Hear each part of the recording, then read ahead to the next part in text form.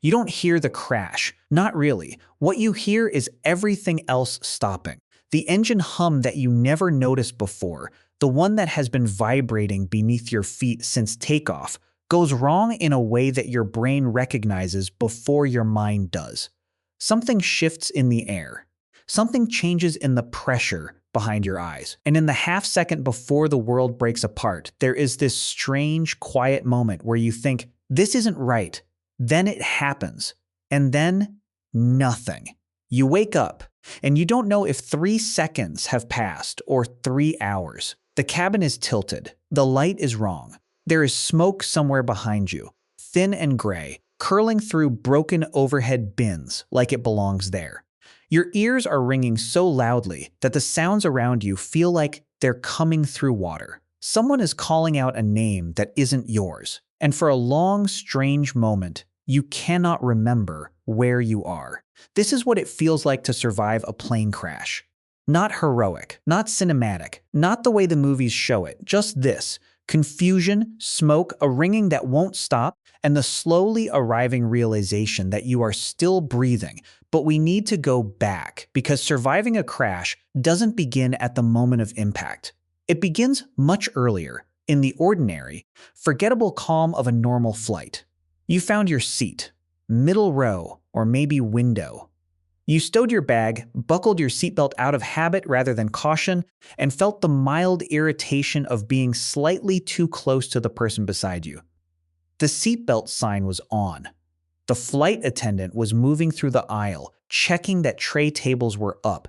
The engine hum built slowly beneath the floor as the plane pushed back from the gate. Takeoff came. That familiar pressure into your seat. The ground falling away. The city shrinking below into a grid of lights and roads until clouds swallowed everything and there was only sky.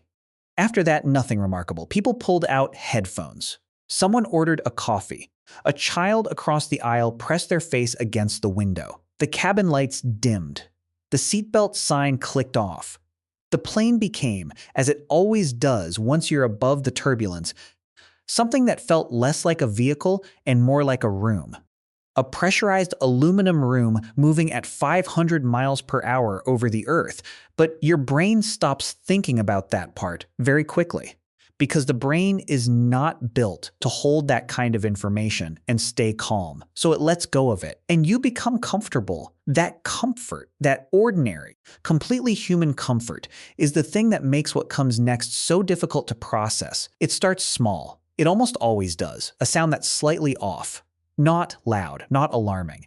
Just wrong. A vibration in the fuselage that changes frequency for half a second. A shudder that doesn't feel like normal turbulence because it doesn't stop the way turbulence stops. Your eyes move without you deciding to move them. You look toward the window. You look toward the aisle. And that's when you see the flight attendant's face. A flight attendant's face is one of the most finely trained instruments in aviation. These are professionals trained to remain calm in almost any situation. They practice composure the way pilots practice landings, constantly, deliberately, until it becomes reflex. So when that composure cracks, even slightly, your body registers it before your brain catches up. Maybe her hand tightens on the seat back. Maybe the conversation she was having stops too abruptly. Maybe she simply moves faster than she was, moving 10 seconds ago. Your body knows. Your stomach shifts. Your hands grip the armrest. Not hard, just present. Just ready for something you don't have a name for yet. Then the oxygen masks drop. They fall from the ceiling in a cascade. These yellow plastic cups on clear tubes swaying slightly in the recycled air. And the sight of them, this thing you've seen demonstrated before every single flight, this thing that always seemed slightly theatrical, slightly unreal, the sight of them actually falling is like a door slamming inside your chest. The alarms start. The angle of the plane changes. Your body slides forward in the seat despite the belt across your waist. Cups and phones and headphones become airborne. Somewhere behind you, someone screams. Somewhere beside you, someone is praying, quietly, quickly, in a language you might not speak, but understand completely in this moment. And here is the thing the psychology researchers have documented, the thing survivors describe again and again. There is a delay, a strange, almost peaceful delay between the moment you understand that something is catastrophically wrong and the moment your body fully commits to the terror of that understanding. Time stretches. Seconds feel structural. Your vision narrows to a tunnel of specific detail. The fold in the seat in front of you, the texture of the headrest, the coffee cup still somehow sitting in the tray table holder as the world tilts around it. Your brain is doing something remarkable and terrible at the same time. It is trying to protect you by refusing to fully believe what is happening. Psychologists call it tachypsychia, the slowing of perceived time under extreme stress. Your mind is processing everything at an accelerated rate. But the world feels slower, quieter, cleaner in a way that makes no sense given the chaos around you. This is the last clear thing many survivors remember. What comes after is harder to describe, because the impact is not one thing. It is a sequence of sensations that arrive so fast they collapse into a single overwhelming moment, downed first. Not an explosion. Most survivors don't describe it as an explosion. More like the world closing, a compression of noise so total that it becomes physical. You feel it in your teeth, in the bones behind your ears. The plane hits something or something hits the plane, and the structure around you, which you have been trusting with your life for hours, reveals in an instant that it was always just metal and rivets and engineered tolerance. Then pressure, force moving through your body in directions your body was never designed to receive. Your head snaps. Your vision whiteouts. The seatbelt that you buckled out of habit grips you with a violence that leaves bruises you won't feel for hours. Then nothing. Not darkness. Exactly. Not sleep. Something between. A gap in continuity where your brain, overwhelmed past its tolerance for input, simply steps back from the recording. Survivors often describe this as missing time, not unconsciousness. Something stranger, as if someone cut a few frames from the film. And then the ringing. The ringing is how most people come back to themselves, that high, unwavering tone that fills the skull completely, leaving no room for other sound. You open your eyes, or maybe they were already open. You can't be certain, and the world you see is not the world that existed 3 minutes ago. The cabin is broken. That's the first word that fits. Broken. Sections of overhead storage hang open or are simply gone. The light is wrong, natural light coming from somewhere it shouldn't be. The air tastes like metal and fuel and something burning that hasn't quite reached fire yet. You breathe. You breathe, and that act, that ordinary, automatic act, feels like the most extraordinary thing you have ever done. Survival does not feel heroic at first. It feels like confusion. You look at your hands. They're shaking, not dramatically, not the trembling of someone terrified, just a fine, continuous vibration, as if your body is running a current it can't quite contain. You don't feel pain yet, even if you're injured. This is the body's chemistry making a decision on your behalf. Adrenaline and norepinephrine flooding your system, pulling blood away from the surface, numbing the peripheral nervous system, keeping your focus narrow and functional. Your body has just made you into a survival machine, and it didn't ask for your permission. You don't feel like a hero. You feel like someone who woke up in a place they don't understand, but your body is already moving. The seatbelt. You need the seatbelt. Your fingers find the buckle by feel because your eyes are trying to track the smoke and the broken aisle and the people around you. Some are moving, some are not. You can't think about the ones who are not. Your brain is making that choice for you too. Tunnel vision, threat assessment, exit seeking. This is millions of years of survival instinct activating with no regard for what you think you should be feeling. Someone is shouting directions. Maybe a flight attendant. Maybe another passenger. The voice is muffled behind the ringing, but it exists. And you move toward it the way people have always moved toward voices in the dark. The aisle is not clear. Things have fallen, shifted, compressed. The floor is not level. You crawl where you can't walk. The smoke is thickening, and somehow you know, from some deep instinctive place that you need to stay low. You cover your mouth with your sleeve. Your eyes sting. There is heat somewhere. Not immediate, not on you, but present, directional, coming from the back of what remains of the cabin. And that heat is the most urgent thing in the world right now, because where there is heat near aviation fuel, there is a countdown you cannot see. Every second is enormous, then light. Not the right light, gray, smoky, outside light, pouring through a break in the fuselage, and figures moving toward it, and you move toward it, and the cold air hits you like a wall. Outside is where the surreal truly begins.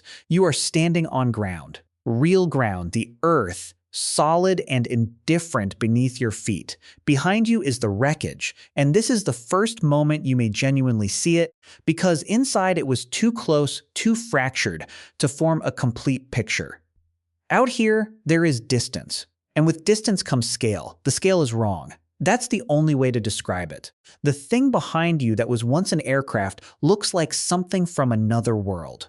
Crumpled, scattered, too large to have been a single object. Debris that should not exist in this field, in this place, is simply here. The ordinary objects of ordinary travel, a seat cushion, a carry-on bag, a child's shoe, are distributed across the ground with a casualness that the mind cannot reconcile. Some survivors stand completely still, not frozen with fear, or not only that, but caught in a processing loop that the brain cannot exit. Reality is presenting information that contradicts everything the nervous system was built to handle. So it stalls, stands, breathes. Others are moving, some crying, some talking urgently into phones that somehow still work. In the distance, or maybe close, distance is unreliable right now. Emergency vehicles, lights, the red and white pulse of help arriving. You may not feel relief yet. Relief requires the mind to have accepted what happened, and the mind is still deciding, still running its calculations, still holding at arm's length the full weight of what the last 10 minutes contained. That weight will come later. It always comes later. In the days that follow, the brain will do complicated things. It will return to the moment, uninvited, in dreams, in the middle of ordinary conversations, in the sound of a plane overhead that suddenly feels like a threat instead of background noise. Flashbacks are not memories in the conventional sense. They are re-experiences. The body participates. The heart rate rises. The hands may tremble again. The smell of fuel, real or imagined, may trigger a response that the rational mind cannot override. Survivor's guilt arrives quietly for many and loudly for others. The question, "Why did I live?" is not one that can be answered logically, and the inability to answer it is its own kind of suffering. Some survivors describe feeling profoundly grateful in ways they cannot articulate and profoundly broken at the same time. Both things, completely true, existing together without resolution. The fear of flying may come. For some, it passes with time and exposure and professional help. For others, the boarding gate becomes permanently impossible. Neither response is weakness. Both are the mind's honest accounting of something it genuinely experienced. And memory is strange. Survivors often describe having intensely clear recall of specific, small details. The pattern on the seat cover, the color of a stranger's jacket, a particular sound, while having almost no memory of other moments that should logically be significant.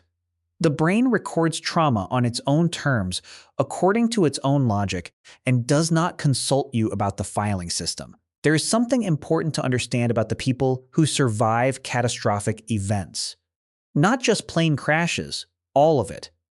The collapses, the fires, the accidents, the moments when the ordinary suddenly cracks open. They do not become different people. They do not emerge from wreckage with clarity that the rest of us lack. They emerge shaken, confused, physically altered, psychologically changed in ways that take years to fully understand. What they carry is not wisdom, exactly. It's weight. The weight of a specific, verified knowledge that most people spend their entire lives managing to avoid, that the ordinary can break, that the hum beneath your feet is always only a hum. that the distance between a normal Tuesday and the worst moment of your life is sometimes measured in seconds. And also this, that even in those seconds, something in you moves toward the light, finds the buckle, follows the voice, stays low, keeps breathing, not because you are extraordinary, because you are human. And humans, despite everything, keep moving toward what comes next. This story is for learning and understanding. It shows how soldiers may feel in hard situations. It's not a real person story. Some parts are general ideas. Its purpose for education, psychology of a soldier